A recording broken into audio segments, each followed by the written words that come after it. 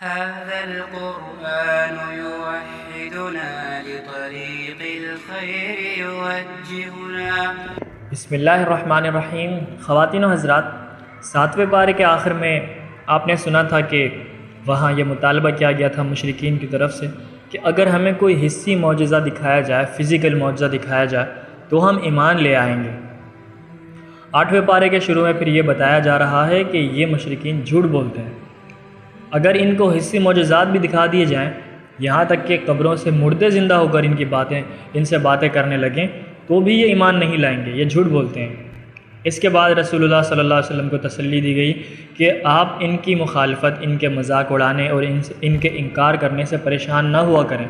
ہر نبی کے ساتھ انسانی اور جناتی شیطان، یعنی کہ انسان اور جنات نما شیطان نے ہمیشہ یہی رویہ اختیار کیا ہے. باقی آپ کی نبوت کے اس بات کے لیے، آپ کی نبوت کو ثابت کرنے کے لیے ان کے مطلوبہ معجزات کی کوئی ضرورت نہیں. اللہ تعالیٰ نے آپ کو مختلف معجزات سے نواز رکھا ہے، جن میں سب سے بڑا معجزہ خود قرآن مجید فرقان حمید ہے. لہٰذا اس معجزہ کو دیکھنے اور سننے کے باوجود اگر یہ انکار کرتے ہیں تو آپ پریشان نہ ہوں، کیونکہ زمین پر بسنے والے اکثر لوگوں کا یہی حال ہے کہ وہ ہدایت کو چھوڑتے ہیں اور گمراہی کی طرف مائل ہوتے ہیں. چنانچہ اللہ تعالیٰ فرماتے ہیں کہ اور اگر آپ اکثر لوگوں کی بات مانیں گے جو دنیا میں ہیں تو آپ کو وہ اللہ کے راستے سے دور کر دیں گے. آیت نمبر 116. اس آیت کریمہ سے مغربی جمہوریت کی نفی ہوتی ہے، کیونکہ مغربی جمہوریت میں، مغربی ڈیموکریسی میں اکثر کی رائے کا اعتبار کیا جاتا ہے، خواہ وہ اکثر کی رائے قرآن و سنت کے خلاف ہی کیوں نہ ہو. اگر زیادہ لوگ کسی ایک بات پر متفق ہو گئے تو ان کی بات کو معتبر مانا جاتا ہے. جبکہ مسلمانوں کا اجتماعی عقیدہ یہ ہے کہ اگر پوری دنیا کے تمام انسان کسی ایسی بات پر متفق ہو جائیں جو بات قرآن و سنت کے واضح حکم کے خلاف ہے تو ان کے اس اتفاق کی کوئی حیثیت نہیں، ان کے اس اتفاق کا کوئی اعتبار نہیں. ان کا اتفاق مسلمانوں کے جوتے کی نوک پر ہے. اس کے بعد جو کچھ اہم مضامین اس صورت میں مذکور ہیں، آئیے دیکھتے ہیں. سب سے پہلے رکوع نمبر 2 کے آغاز میں فرمایا گیا کہ مومن کی مثال اس شخص کی طرح ہے جو زندہ ہے اور اسے ہم نے نور عطا کیا ہے، اور کافر کی مثال اس شخص جیسی ہے جو مردہ ہے اور تاریکیوں میں، اندھیروں میں پھنسا ہوا ہے. پھر اللہ پاک ایمان اور ہدایت کے بارے میں فرماتے ہیں کہ ایمان اور ہدایت صرف اور صرف اللہ کے ہاتھ میں ہے، وہ جسے چاہتا ہے اسے نواز دیتا ہے. ہدایت یافتہ اور گمراہ فریقوں کا ذکر کرنے کے بعد فرمایا جاتا ہے کہ اللہ ان سب کو قیامت کے دن جمع کرے گا، پھر ہر ایک کو اس کے اعمال کے مطابق سزا یا جزا دے گا. آیت نمبر 128 اور 129. مشرکین کی مختلف حماقتوں میں سے ایک حماقت یہ ذکر کی گئی ہے کہ وہ زمین سے حاصل ہونے والے غلے اور چوپاؤں میں اللہ کا حصہ الگ کر لیتے تھے اور اپنے شرکاء کا حصہ الگ کر لیتے تھے. پھر جو ان کے شرکاء یعنی کہ ان کے جو شریک تھے ان کا حصہ ہوتا تھا اسے تو وہ اللہ کے حصے میں نہیں ملنے دیتے تھے، لیکن جب اللہ کا حصہ کسی اور کے حصے میں مل جاتا تھا تو وہ اسے برا نہیں سمجھتے تھے.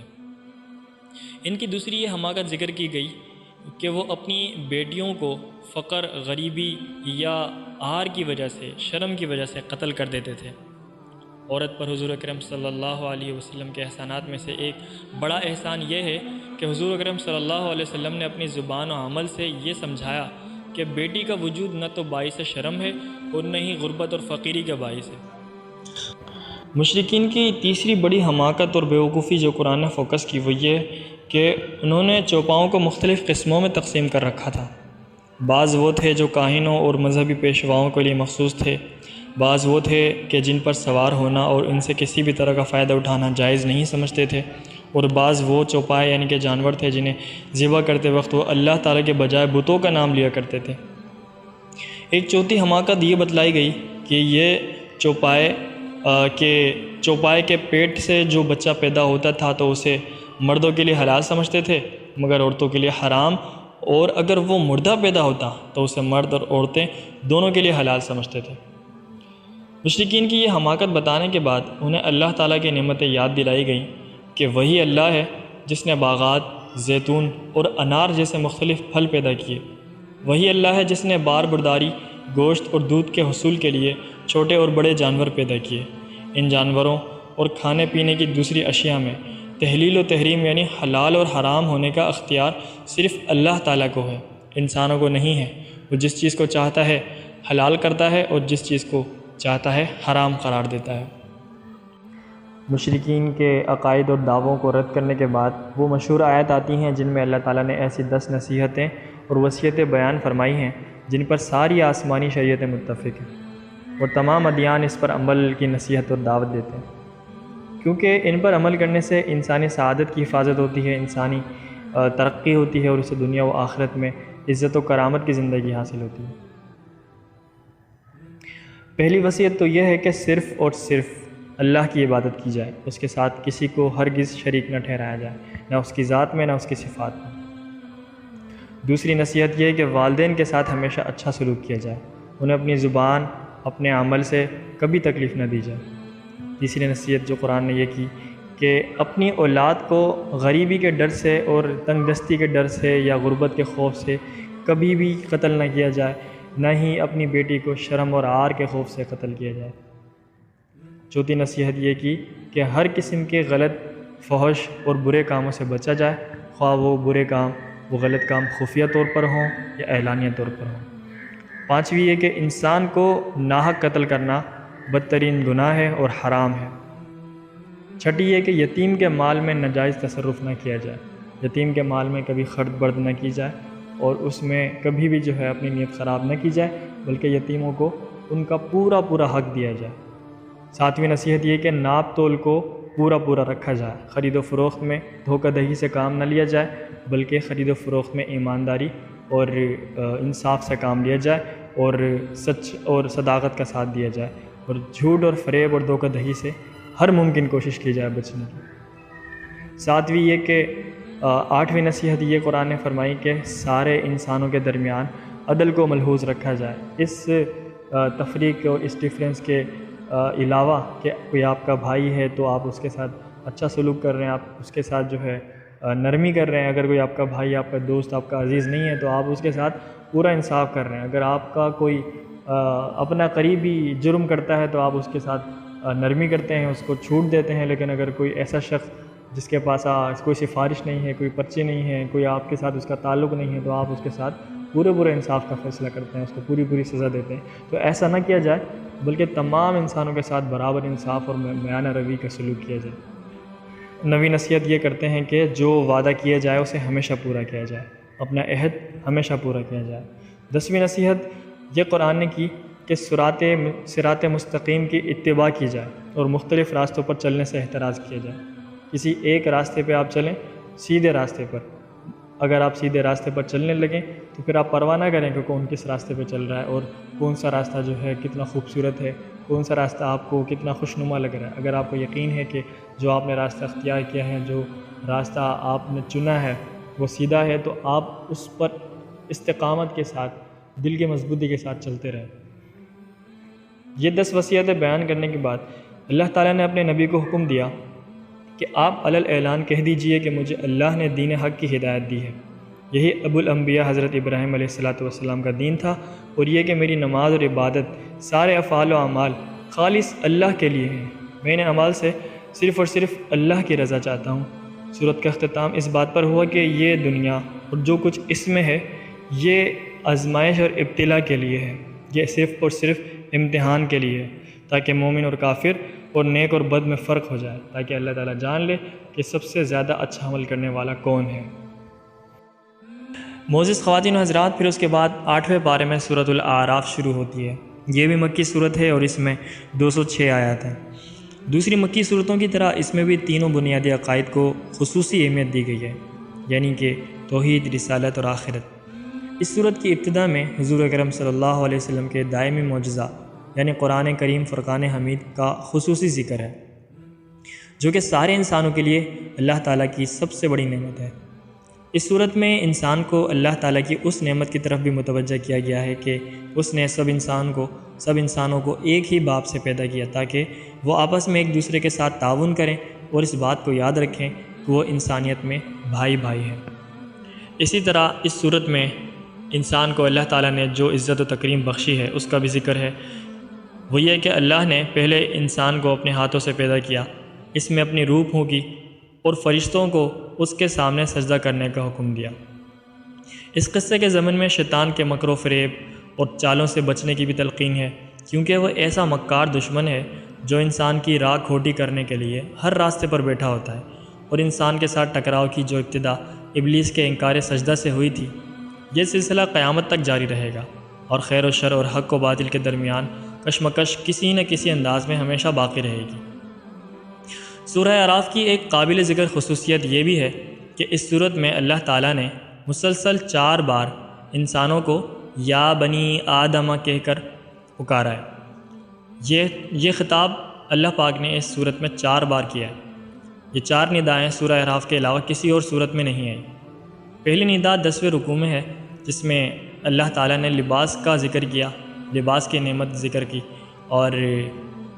یہ آیت نمبر 26 میں ہے، جس میں فرمایا گیا کہ اے اولاد آدم، ہم نے تمہارے لیے لباس اتارا ہے جو تمہارے ستر کو بھی چھپاتا ہے اور زینت کا بھی باعث ہے، اور تقوی کا لباس سب سے بہتر ہے۔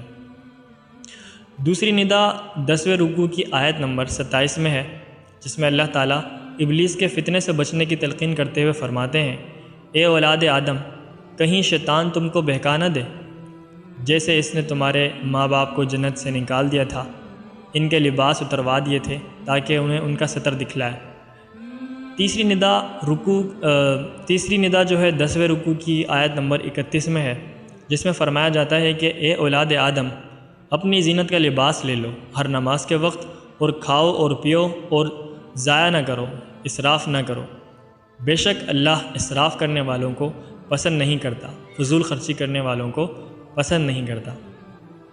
چوتھی ندا 11ویں رکوع کی آیت نمبر 35 میں ہے، جس میں فرمایا جاتا ہے کہ اے اولاد آدم، اگر تمہارے پاس تم ہی میں سے رسول آئیں جو تم کو میری آیات سنائیں، جو تقوی اختیار کر لیں اور اصلاح کر لیں اپنی، تو ایسوں پر نہ کوئی خوف ہوگا نہ کسی قسم کا غم ہوگا۔ اولاد آدم کو یہ بار بار خطاب انہیں شیطان کے وسوسوں اور مکاریوں سے بچانے کے لیے کیا ہے، تاکہ انسان ملمت ساز باتوں اور دھوکہ والی باتیں سن کر دھوکے میں نہ آ جائے، غرر میں نہ آ جائے، کیونکہ وہ ایسا چلاک دشمن ہے، شیطان ایسا چلاک دشمن ہے جو بظاہر دوست کا لباس پہن کر آتا ہے، اور ایسی مکار لومڑی ہے جو اپنے آپ کو خیر خواہ کے روپ میں پیش کرتی ہے۔ اسے حق کو باطل اور باطل کو حق، شر کو خیر اور خیر کو شر بنا کر پیش کرنے کا فن آتا ہے۔ دنیا میں جو لوگ بھی یہ کام کر رہے ہیں وہ حقیقت میں شیطان کے ایجنٹ ہیں۔ یہاں یہ نقطہ بھی قابل توجہ ہے کہ پہلی 3 ندائیں اللہ پاک نے لباس کے متعلق کی ہے۔ بڑی ہی محبت سے اللہ پاک نے انسانوں کو پکارا ہے، اے اولاد آدم، یا آدم کے بیٹو۔ اس کے بعد لباس کی اہمیت اور اس کی نعمت کو گنوایا ہے، لگاتار ریپیٹ کیا ہے، یعنی کہ مختلف آیت میں لگاتار ریپیٹ کیا۔ ان میں سے دوسری ندا میں یہ بتایا گیا کہ ابلیس لعین نے حضرت آدم علیہ السلام اور حضرت حوا علیہ السلام کے لباس اتروا دیے تھے اور ان کے ستر کھلوا دیے تھے۔ گویا ابلیس کا یہ ایک بڑا ہدف ہے کہ وہ اولاد آدم کو شرم و حیا کے لباس سے محروم کر دے اور انہیں فحاشی اور عریانیت کی راہ پر لگا دے۔ ستر کے تقاضے پورے کرنے والا لباس انسان کو حیوان سے ممتاز کرتا ہے۔ حیوان ننگا پیدا ہوتا ہے اور زندگی بھر ننگا رہتا ہے، جبکہ انسان کو اللہ تعالیٰ نے لباس کے ساتھ عزت اور فضیلت بخشی ہے۔ آج جب ہم مغربی میڈیا کے ذریعے بے حیائی کے امڈے ہوئے سیلاب اور عورت کی آزادی کے نام پر حیا باختگی کی فضا دیکھتے ہیں تو یہ بات سمجھ آ جاتی ہے کہ قرآن نے لباس کے بارے میں تاکید اور تکرار کا اسلوب کیوں اختیار کیا۔ ان نداؤں کے علاوہ سورہ اعراف میں کچھ اور اہم مضامین بھی ہیں، آئیے دیکھتے ہیں۔ سب سے پہلے مشرکین کے بیت اللہ کا طواف کرنے کے متعلق مضمون ہے کہ مشرکین بیت اللہ کا ننگے طواف کرتے تھے اور اپنے اس قبیح عمل کو اور اس جیسے دوسرے اعمال کے بارے میں حجت پیش کرتے تھے، دلیل پیش کرتے تھے کہ ہمارے آباء و اجداد بھی یوں ہی کیا کرتے تھے، اور بعض اوقات تو یہ بھی کہہ دیتے تھے کہ ہمیں یہ اللہ تعالیٰ نے ایسا کرنے کا حکم دیا ہے۔ ان کے اس دعوے کی تردید کرتے ہوئے اللہ پاک فرماتے ہیں کہ اللہ بے حیائی کے کاموں کا ہرگز حکم نہیں دیتا، لہذا تمہارا یہ جھوٹ اور افتراء کے سوا کچھ نہیں، تمہارا یہ دعویٰ صرف اور صرف جھوٹ پر مبنی ہے۔ اسلام زندگی کے تمام جائز مطالبات پورا کرنے والا دین ہے، لہذا یہ ممکن ہی نہیں کہ وہ لباس پہننے سے اور پاکیزہ چیزوں کے استعمال سے منع کرے۔ اس سے ان لوگوں کی بھی تردید ہو جاتی ہے جو رہبانیت کے قائل ہیں اور حلال اور پاک چیزوں سے اجتناب کو اللہ تعالیٰ کا قرب اور تقوی کا ذریعہ سمجھتے ہیں۔ جسم اور روح، دین اور دنیا دونوں کے جائز مطالبات اور تقاضے پورے کرنے والا ہی حقیقت میں پکا اور سچا مسلمان ہے۔ حضرت سلمان فارسی رضی اللہ تعالیٰ عنہ کو جب پتہ چلا کہ حضرت ابو درداء رضی اللہ تعالیٰ عنہ دن کو مستقل روزے رکھتے ہیں اور رات کو مسلسل تہجد پڑھتے ہیں، قیام کرتے ہیں، عبادت میں یہ مشغولیت اس حد تک بڑھ گئی ہے کہ اہلیہ تک کے حقوق ادا نہیں کرتے، تو آپ نے انہیں نصیحت کرتے ہوئے فرمایا تھا، تمہارے اوپر تمہارے رب کا بھی حق ہے، تمہارے نفس کا بھی حق ہے، تمہارے گھر والوں کا بھی حق ہے، لہٰذا ہر حق کو ادا کرنے والے بنو۔ حضرت ابو درداء رضی اللہ تعالیٰ عنہ نے ان کی اس نصیحت کا ذکر حضور اکرم صلی اللہ علیہ وسلم کے سامنے کیا تو آپ صلی اللہ علیہ وسلم نے فرمایا کہ سلمان نے سچ کہا ہے۔ معزز خواتین و حضرات، 8ویں پارے کے 11ویں اور 12ویں رکوع میں 2 ایسے گروہوں کا پھر ذکر کیا جاتا ہے جو فکر و نظر اور عقیدہ و عمل کے اعتبار سے ایک دوسرے کے اپوزٹ ہیں۔ ایک گروہ ضد اور عناد یعنی ڈھیٹ پن اور کفر اور تکبر کی راہ اپنانے والوں کا ہے، جن کا ٹھکانہ جہنم کے سوا کچھ نہیں، تو دوسرا گروہ تسلیم و ایمان اور اطاعت کی راہ پر چلنے والوں کا ہے، جو بفضلہ تعالی